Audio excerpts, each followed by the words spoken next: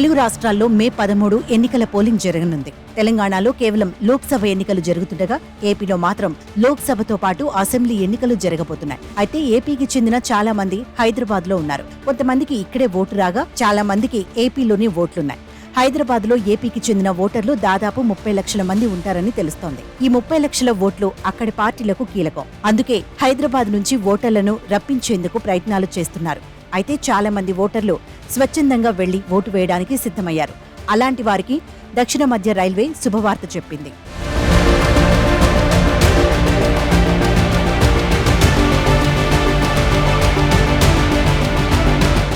ఇప్పటికే హైదరాబాద్ మహానగరంలోని సాఫ్ట్వేర్ ఇంజనీర్లంతా వారి సొంత ఊర్లకు వెళ్లిపారు. మరికొంతమంది బస్సులు, రైళ్లలో వెళ్లేందుకు రిజర్వేషన్లు చేయించుకున్నారు. దీంతో వెయిటింగ్ లిస్టు భారీగా పెరిగింది.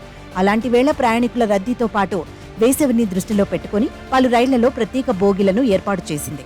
అందుకు సంబంధించిన ప్రకటనను దక్షిణ మధ్య రైల్వే విడుదల చేసింది. మే 10వ తేదీ నుంచి మే 14వ తేదీ వరకు పలు మార్గాల్లో ఈ అదనపు కోచ్లు సేవలు అందించనున్నాయి. వీటిలో third AC, second AC, sleeper, chair car కోచ్లు ఉన్నాయి. ఈ రైల్వే సర్వీసులన్నీ ఆంధ్ర, తెలంగాణ మధ్య నడుస్తాయి.